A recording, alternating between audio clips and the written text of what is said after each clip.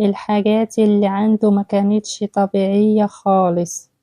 كان نفسي ما انفصلش عن جوزي وافضل مكملة معاه. ما كنتش بقدر استغنى عن الحاجات دي، لكن هو كان بيفكر في نفسه وبس، وعشان العيب كان مني وما كنتش بخلف، ما استناش عليا اكتر من كده. فضلنا عايشين مع بعض اكتر من 9 سنين، وبعد كده طلقني وسابني، مع العلم انه انا كنت بشتغل وانا اللي كنت بصرف عليه وعلى البيت، بس طبعا حماتي ما سابتنيش في حالي وضغطت عليه عشان يتجوز ويطلقني، وفعلا اتطلقت منه وركزت في شغلي وبس. وبعد ما كنت مدرسة في مدرسة فضلت أشتغل على نفسي كتير قوي لحد ما ترقيت وبقيت مشرفة وماسكة الإدارة للمدرسة كلها. وطبعا في الوقت ده علشان ما كانش ورايا حاجة ولا كمان متجوزة ولا عندي أولاد، كانوا كل زمايلي اللي معايا في المدرسة بيعتمدوا عليا إنه أنا اللي أمشي آخر واحدة علشان أقفل المدرسة وراجع عليها والحاجات دي كلها واخد بالي من كل حاجة. وفعلا كان فيهم اللي بيستأذن ساعة بدري وساعات أكتر كمان، ويمكن أنا اللي كنت بشيلهم طول الوقت.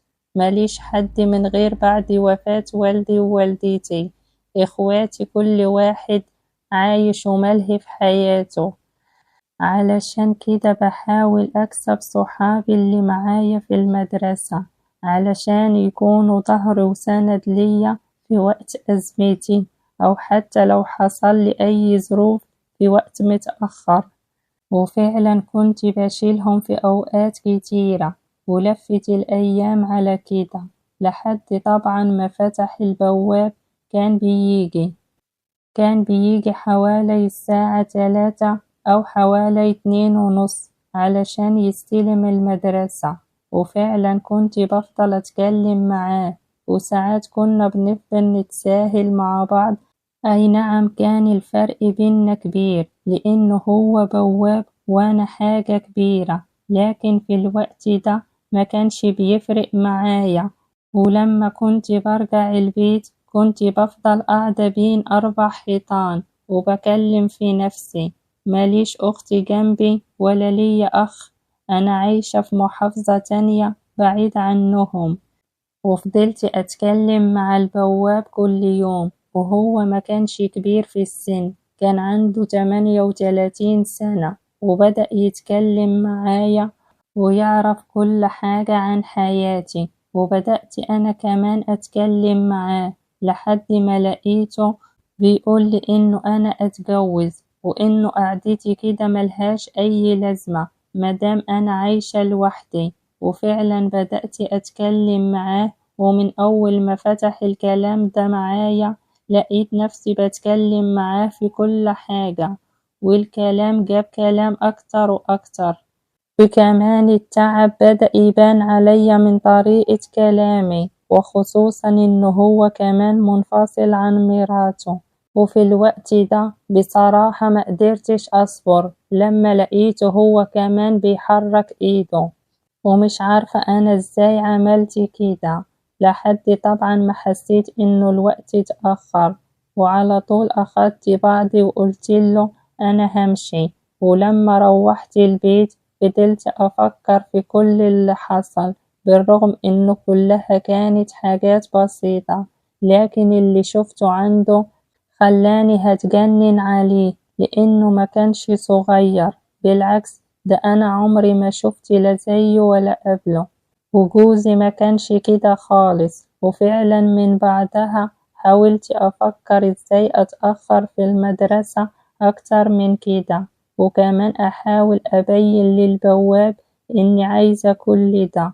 والفكرة الوحيدة اللي جت في بالي وقتها إنه أنا أدي دروس بعد المدرسة، وطبعا عشان صحابي كلهم بيحبوني، وكمان أنا شايلاهم في الشغل وفي حاجات كتير، محدش فيهم اعترض، بالعكس قالولي انتي آخر واحدة بتمشي من المدرسة، ولو عايزة تدي احنا موافقين. وفعلا بدأت انه انا ادي دروس بعد المدرسة، بدي درس واتنين، وطبعا كان الوقت بيكون اتأخر. وبعد ما كنت بمشي من المدرسة الساعة 3 بقيت بمشي الساعة 5 وأوقات 6 كمان. وطبعا الجو بيكون ليل، لأنه طبعا أيام المدرسة بتكون قصيرة. وفي الوقت ده البواب كان بيكون في المدرسة وكمان بيطلع. طبعا عندي الأولاد اللي خلصوا دروس علشان يخليهم يمشوا، وطبعا كان بيفضل يتكلم معايا.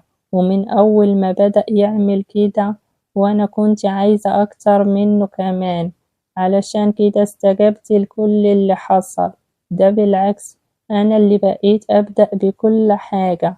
ما أنا منفصلة عن جوزي بقالي أكتر من 7 سنين، وما كنتش قادرة أستنى وكل ده. لكن كل واحد كان بيتقدم لما كان بيعرف إنه أنا مش بخلف، كان بيكون طمعان إنه أنا أصرف عليه مش أكتر.